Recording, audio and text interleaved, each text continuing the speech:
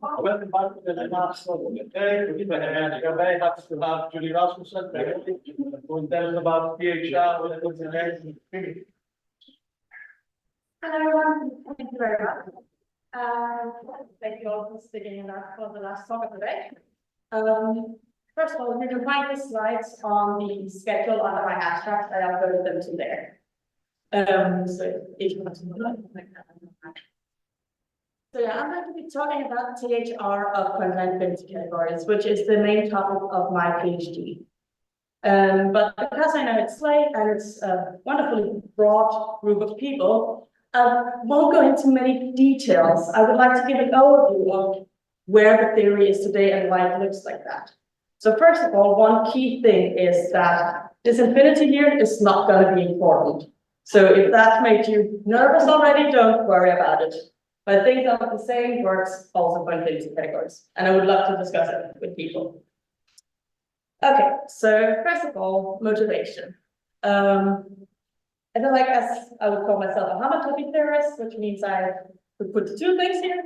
I think the stable homotopy group spheres are hard to compute, and that algebraic K-theory is hard, which is my motivation.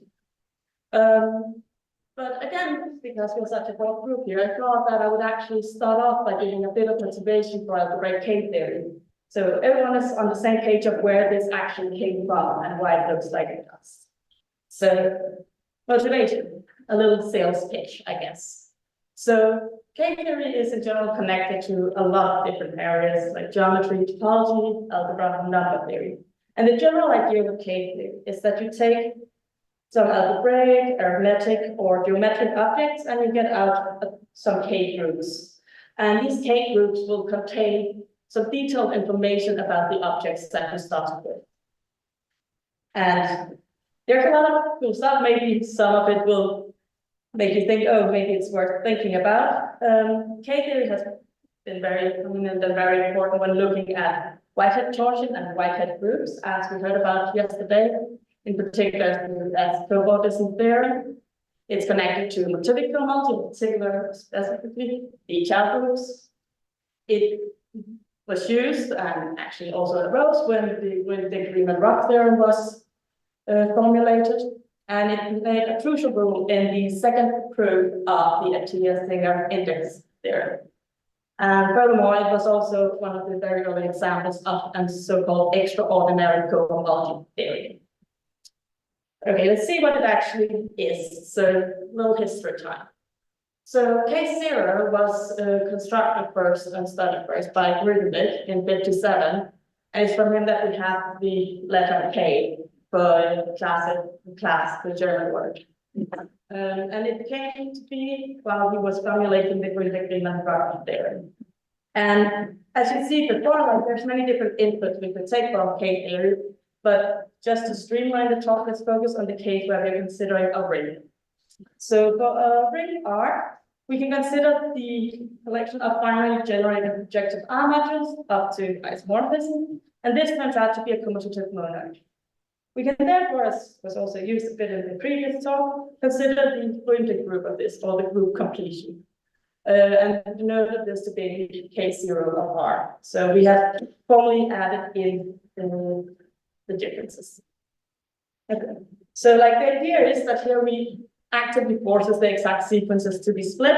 So to some extent, one can see it as a universal way of assigning an invariant to this collection in a way that is compatible with these exact sequences. Okay, so that is 0. We can continue to K1, which actually was earlier in the 40s. Many contribute this to Whitehead, but as far as I'm aware, the first ones to actually write it down in this definition was Steimle. I don't know how to say that. So again, if we have a ring R, then we're considering the vertical matrices of R functioned out with the commutator circle. So this is obviously a way to study these matrices, so like these group of matrices. But to understand how it came to be, it's actually worth to have a quick look at what Whitehead was doing and why he's often being acknowledged with introducing K1. So Back in the day, Poincaré was working on trying to define the Betti numbers of manifold via triangulations, but had the problem that he couldn't prove that two triangulations of the same manifold would yield the same Betti numbers, and that should be invariant for that. So using the fact that triangulations are stable under subdivision, this led Whitehead to introduce this simple homotopy equivalence that we heard about yesterday. And as part of proving that this simple homotopy equivalence, that's a finite invariant and homotopy equivalent, he constructed this invariant formula. As they've shown that the torsion of a homotopy equivalence would be an object in the so-called Whitehead group, which has been shown to be a quotient of K1 of a specific integral group ring. So that's where these came to. Okay, then people wanted to study higher. Like there was also concrete constructions of K2 and so on, but let's jump a bit and look at the higher K groups.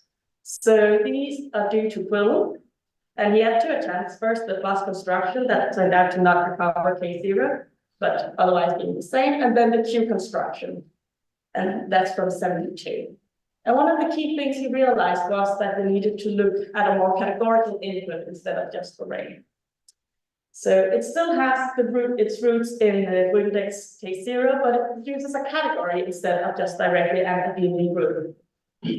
So he took as input called an exact category C, which is a category that satisfies properties similar to but weaker than properties satisfied by like category of R modules and vector of R.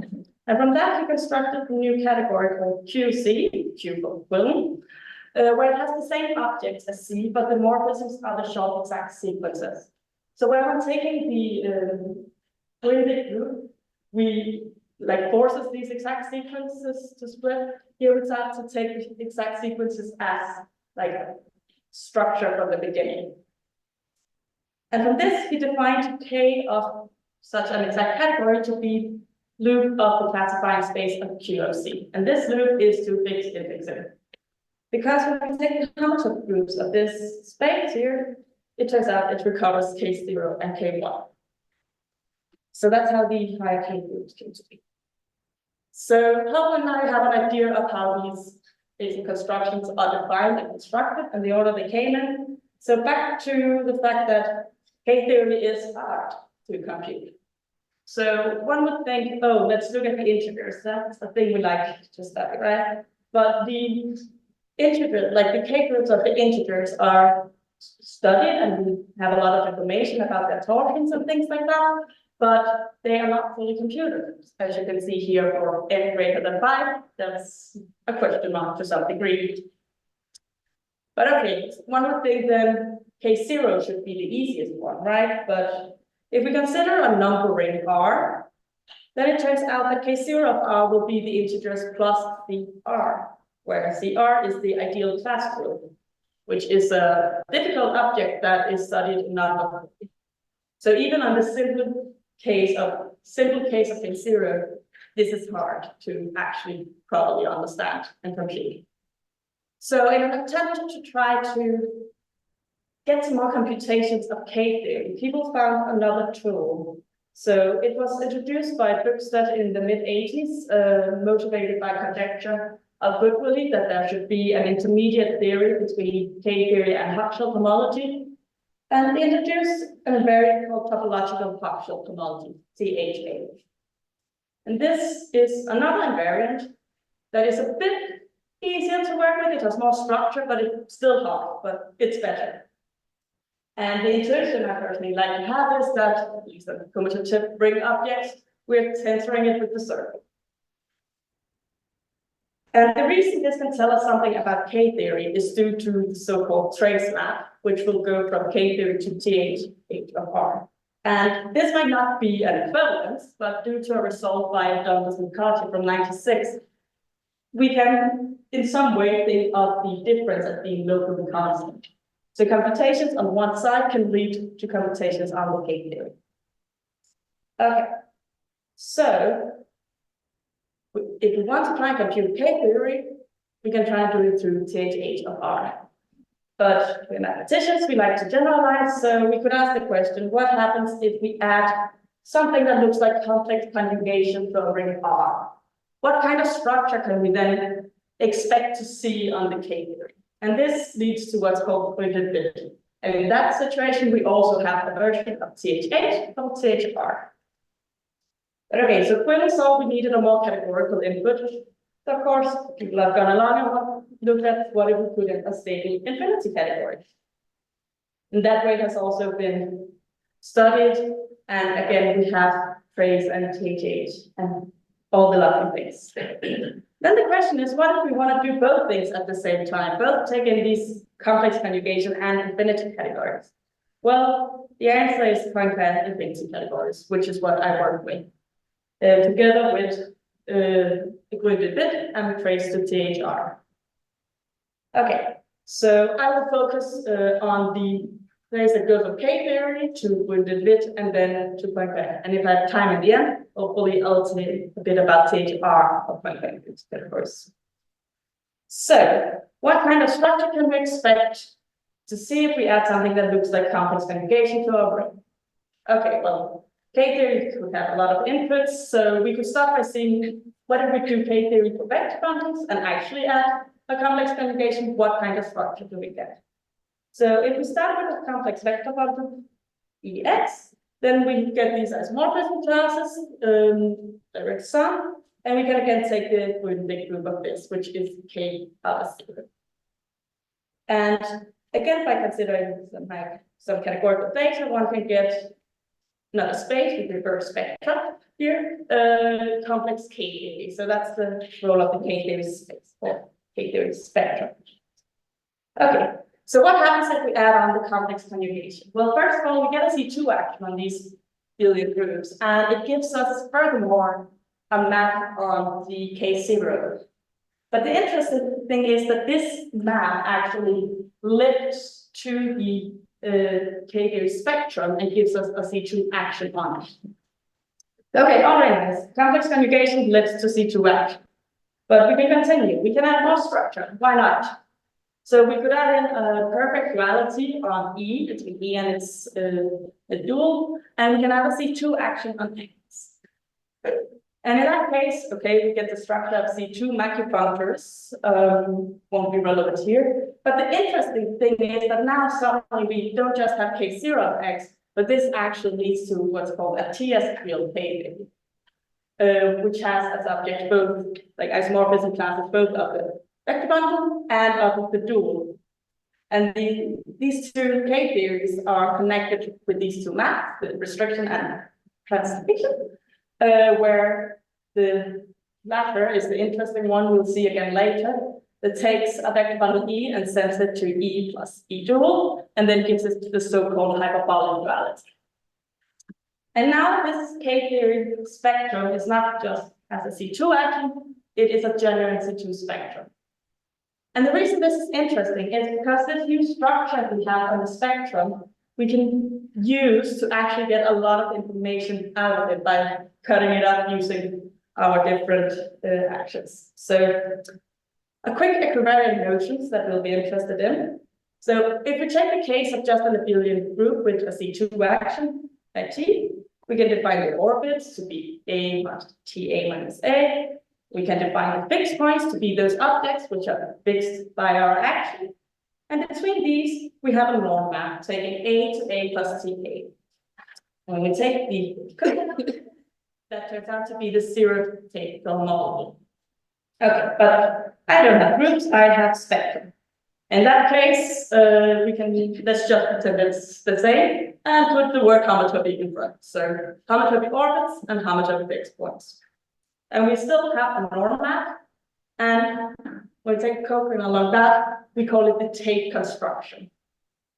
And the reason I'm feeling okay with saying, let's just mentally pretend it's the same as before, is due to the fact that if we consider an abelian group with a C2 action, and then take the eigenvalue lane spectrum, then the C2 action lifts to that. And already here we then get a lot of interesting information, because if we take the homotopy groups of these, so if we take the homotopy group of the homotopy orbits, we get group homology. If we take it off the fixed points, we get group cohomology, and if we take it off the take construction, we get take cohomology. And in particular, that means that if we take n equals 0, we recover the original things when we're just defining it for the field. But okay, the reason I was interested in this was due to this KR thing. So, first of all, if we just forget all of this extra structure, we have an underlying spectrum with the complex K-theory. And it turns out that the take construction of it is trivial. So the orbits and fixed points are the same. And it turns out this is the real K-theory, which is constructed in the same way, but using real vector points. Okay, so how do we translate that to a ring? Well, I already know if we have a ring, we can get the K-theory of R. We can then add on an anti-involution that goes from R to Ri, which kind of plays the role of this duality, the C2 action on X met earlier. And then to get this kind of complex conjugation, we add on symmetric bilinear forms, which consist of a finite generated projective R module and an R tends to R linear map from P tends to P to R, such that Q of X of Y is the same as Q of Y tends to X. And finally, to get the perfect duality, we assume that our forms are so-called unimodular, which means that this induced map from P to the dual of P is an equivalence. Okay, so we want to understand the collection of these. So collection of unimodular symmetric bilinear forms on R of isomorphism, and it turns out that these can be formed on monad. And the objects in there are, a module and then these forms on it. So if you first of all just forget all of these extra structures, we go back to a situation we have already seen earlier in this talk, namely the monad of finite generated projective R modules. And we know how we want to study these. We want to take the group completion and then we get K0. Therefore, it makes sense that we want to take the group completion of this other monad to study that as well. And that gives us the zeroth gridded digital group. And there's a really interesting map that goes between these two called the hyperbolic map, which takes a module and sends it to P tends to P dual, and then its hyperbolic form. So now we're back to the case where we had Atiyah's real K-theory and the real K-theory, and we have that transform map. That has already translated to here. Now, if we were to take the co-kernel of this, we get this exact sequence, and this L0 of R is what's called L-theory, which is can be thought of as forms up to cobordism, and is also well studied. And the idea is that we can try and understand L-theory and K-theory to say something about the pointed theory. The thing is, this sequence does not directly extend on the left, but we can try to find out the right frontal which it does. And in homotopy theory, that means we take our algebraic input and try to do it up to homotopy. And if that's done correctly, we get a fiber sequence of spaces spectra, which in homotopy groups recovers the original sequence we were interested in. And it turns out we need to add in a little C2 orbits on it, but it's a result by afflicting that if 2 is invertible, then there exists a fiber sequence which lifts the previous sequence, so from KR to pointed bit of R to L-theory of R, which extends to the desired non-exact sequence of groups. But okay, so the way to get these general KR, the pointed bit R and L-theory of R, you need to take this more categorical input. But an interesting thing is that when Warwick and Thomason were studying the interaction between K-theory and, in particular, manifolds, they realized that we needed a higher categorical input. They didn't say higher categorical, but in practice, that's what they actually did. Because instead of taking a ring and getting a group out, we actually want to consider the perfect derived category and extract an entire space. And this came to be by Balthausen when we were looking at, I think it was the s-cobordism theorem, and he constructed these Balthausen categories, and this S-dot construction that we heard about last week in Julie's talk, for those of you who were there, which is a simplistic category. So it makes sense that we want to try and extend this to the perfect derived category. So now the question is, the way we've just looked at forms, that was a very concrete way of adding structure to a module. And that doesn't work great when we're considering an entire category. So the good idea that came to me was that we can think of forms as just being some extra structure on the perfect derived category, which will describe the entire space of forms for any object. And this is the thing we can axiommatize. And this was really, there, was recently done by the 9 authors, Calm&eacute, Dotto&ndash, Harpaz&ndash, Hebestreit&ndash, Land&ndash, Moi&ndash, Nardin&ndash, Nikolaus&ndash, in their 3 papers on Hermitian K-theory for stable infinity categories. And I will just continue working with a ring R, so the perfect derived category, but all of this I'm going to be saying now could be done for any stable infinity category C. And yeah, again, if anyone want to hear more, I would love to talk. But okay, so how do we go around describing this extra structure that we're interested in? So a Poincaré infinity category is a pair, a ring R, and then this, it's called a quad. People always ask what it is. It's a very old Greek cube that they decided to use, and now I got used to it. But that's called quad. And quad is a functor that goes from the derived category, the opposite of the derived category, to spectra, and needs to be so-called perfectly quadratic. And by that, I mean that it's first of all reduced. So if you search for 0 objects, it is 2 excisive, which comes from good-building calculus first, I believe. And it's a weaker notion of taking push-out squares to pull-back squares. I think either in Catherine has a talk tomorrow or Tom's talk on Friday, we'll actually get to know that, so I'll just black box it. Because the important property for us is that it needs to induce a so-called perfect duality. And through some of the above structures, what it will need is, will induce 2 functors that are self-dual in this way, that goes from the derived category to the opposite of the derived category. And we need the unit of that adjunction to be an equivalence. So we'll get an equivalence from the identity on C to the square of the dual.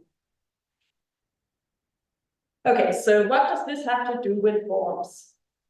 So if we let R be an associative ring, and here I am implicit associative ring spectrum with involution, then we can define the symmetric forms of the symmetric form functor, kappa S, to take any object X to the mapping spectrum of R tensor R linear maps from X tensor X into R. And because our ring has this involution, we can think of, okay, so 2 places we have a tensor, we can flip around the tensor, and R also have a C2 action on it. So it makes sense the entire mapping spectrum has a C2 action. And we take the homotopy fixed point with respect to that.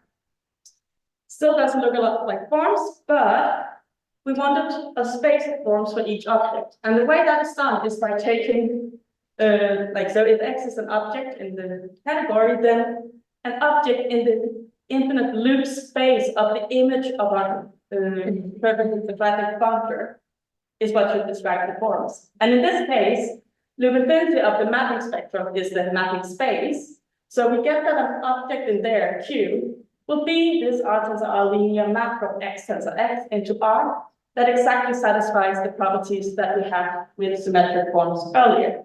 So it does actually have something to do with forms.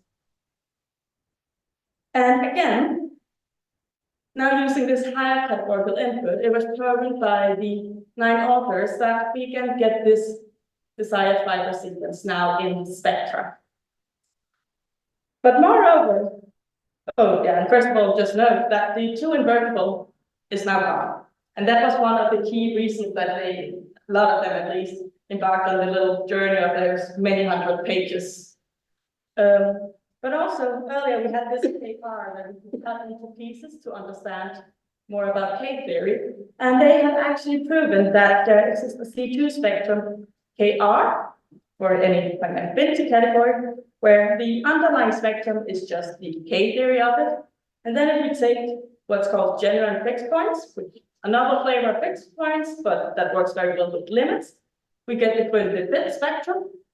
And if we take yet another flavor of fixed points, now that works well with co-limits, we get the L theory out. So we actually have a spectrum that describes both the K-theory, the equivalent bit theory, and the L theory.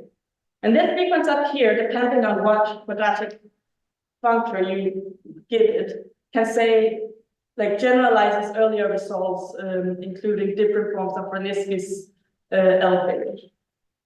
And just in case people are interested, the two different kinds of fixed points are connected through the Tatum square. Okay. Then there's the thing. Okay, things does not get easier when we generalize it in this way. So we would still like to have that THH thing that could help us trying to compute. And yeah, the idea is that we tensor it with the circle. So if we just start with a nice ring, THH of R is defined to be R tensor R over R tensor R, which can be shown to be equivalent to the geometric realization of the cyclic bar construction.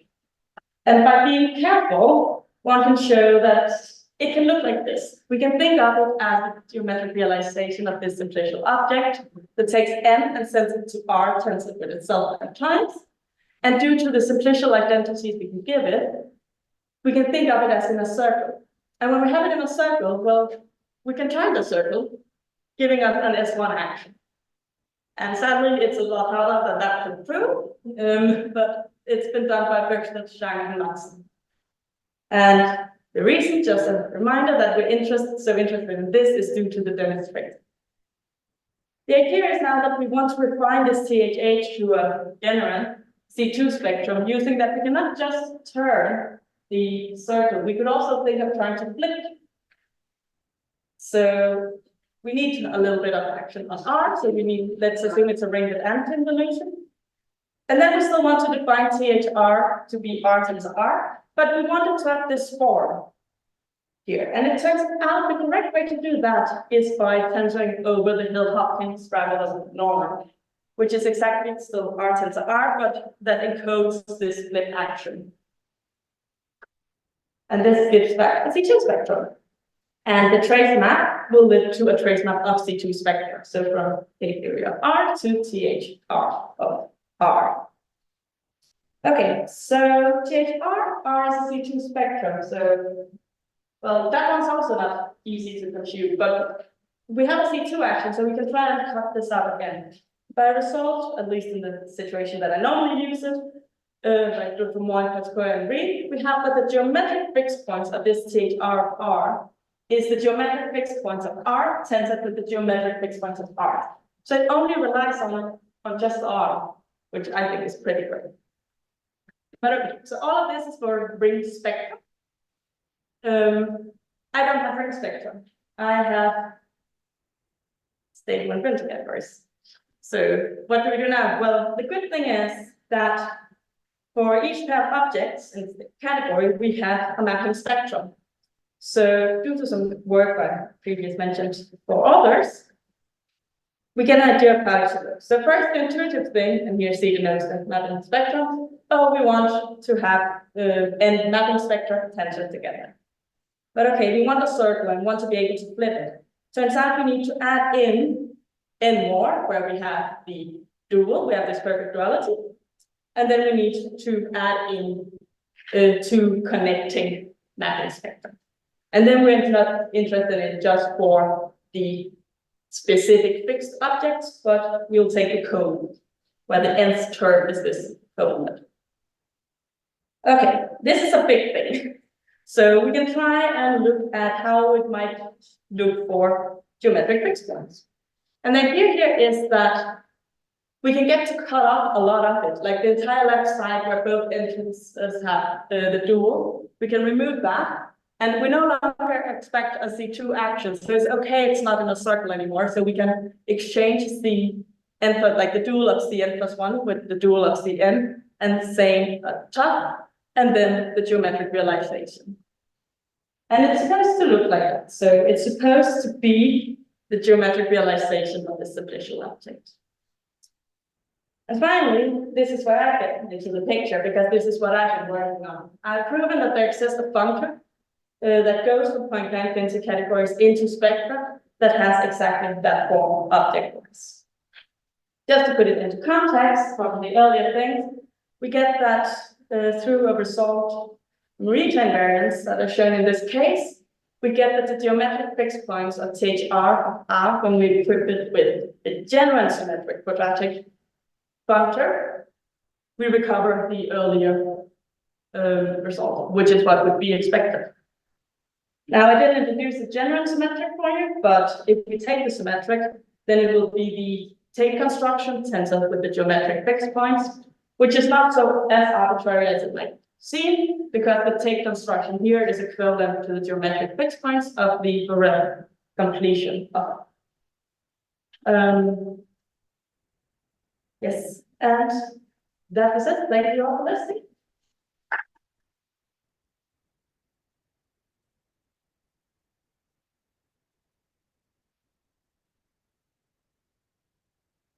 Very much. Questions? Do you have some specific computation in mind? So one of the computations that I would like to do is, so as I mentioned, the geometric fixed points of this C2 spectrum for the point blank into categories was the L theory. So therefore, this functor here should, through a universal property, give a function from L theory to this geometric fixed points. And using that, one could hope, and together with the Morita invariance, could hope to say something about the L theory for like these R modules. How that would look, I don't know. I think it's something with trying to look at the pi naught of that map and hope for something to come out of it. It can also be done by like the same result will hold if we start to put in like the subcategory. Like, so this holds for compact R modules, but we would also just look at the category generated by the dual of, with 2 points, the dual of R and R. And then we only have to consider the objects, like the geometric fixed points of those to compute. So, but that's future.